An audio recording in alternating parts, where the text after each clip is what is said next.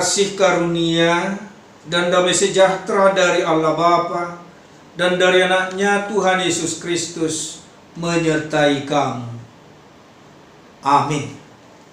Saudara-saudara yang dikasihi Yesus Kristus, kita mendengarkan firman Tuhan hari ini. Ayat harian kita hari ini, Rabu 20 Oktober 2021, diambil dari 2 Tesalonika 3 ayat 5. Kiranya Tuhan tetap menunjukkan hatimu kepada kasih Allah dan kepada ketabahan Kristus. Demikian firman Tuhan. Menjadi pemenang di dalam Kristus. Inilah yang mau ditekankan firman Tuhan buat kita hari ini. Karena tidak sedikit orang yang mengalami kegagalan dalam bekerja atau belajar. Hal ini bisa terjadi karena beberapa hal, baik dari dalam diri kita maupun dari luar diri kita sendiri. Yang berasal dari dalam diri kita, salah satunya adalah ketidakmampuan atau ketidakmauan seseorang dalam menghadapi tantangan-tantangan yang dihadapi, sehingga membuat keputusan-keputusan yang keliru.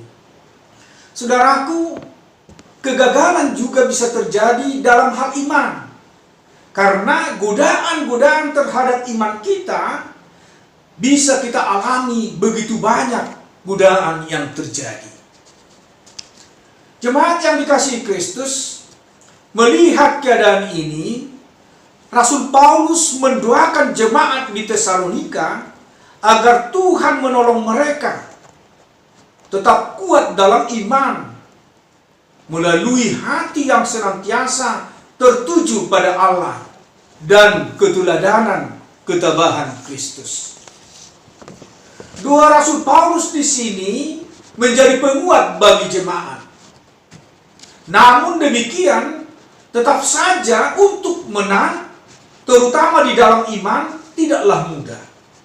Karena dalam kenyataannya, banyak yang gagal atau mengundurkan diri dari tantangan. Saudaraku, harus kita sadari, dengan beriman belum tentu lepas dari tantangan atau beban hidup, bahkan cobaan. Justru terkadang semakin kita beriman, justru sering kita mengalami banyak tantangan. Dengan demikian, dua Rasul Paulus mengingatkan kita bahwa ada Tuhan yang akan menolong kita dalam semua itu. Yang terpenting adalah datang memohon pertolongan Tuhan, membuka hati kita untuk mau dituntunnya dan setia meneladani Kristus. Bagaimana iman kita sejauh ini? Setiap orang pasti memiliki tantangan masing-masing di tengah kehidupan ini. Namun persoalannya bukanlah tentang seberapa banyak tantangan yang datang kepada kita. Namun bagaimana sikap hati kita, yaitu kemauan untuk menghadapinya dan menjalaninya dengan pertolongan Tuhan, serta belajar darinya. Saudaraku, dalam hal ini, iman menjadi hidup dan akan mampu bertahan. Dan untuk bisa bertahan dalam pencobaan dan tantangan hidup, dibutuhkan kesabaran dan ketabahan. Kita harus mencontoh ketabahan Kristus dalam menghadapi pergumulan dan penderitaan. Ia telah menanggung penderitaan dengan tabah, dan ia dapat memenangkannya. Itulah yang diteladani Rasul Paulus dan yang diajarkannya kepada jemaat Tesalonika pada saat itu yang sedang menghadapi penderitaan. Saudaraku, dengan meneladani ketabahan Kristus, Rasul Paulus dapat bertahan dengan penuh kesabaran dalam penderitaan, kesesakan, dalam menanggung dera, di dalam penjara, di dalam kerusuhan, di dalam berjerih payah, di dalam berjaga-jaga dan berpuasa. Rasul Paulus dengan tegas mengatakan di 2 Korintus 6 ayat 9, sebagai orang yang tidak dikenal namun terkenal, sebagai orang yang nyaris mati dan sungguh kami hidup, sebagai orang yang dihajar namun tidak mati, sebagai orang yang berduka cita namun senantiasa bersuka cita, sebagai orang miskin namun memperkaya banyak orang, sebagai orang tak bermilik sekalipun kami memiliki segala sesuatu. Pengalaman itu menjadi kesaksian bagi semua orang, terutama bagi kita saat ini yang mungkin saat ini sedang menghadapi pergumulan hidup. Saudaraku yang dikasihi Yesus Kristus, Paulus menjalani penderitaan dengan mengandalkan kekuatan Kristus. Bukan bergantung pada kekuatan dirinya sendiri, tetapi pada kekuatan Tuhan yang tidak terbatas.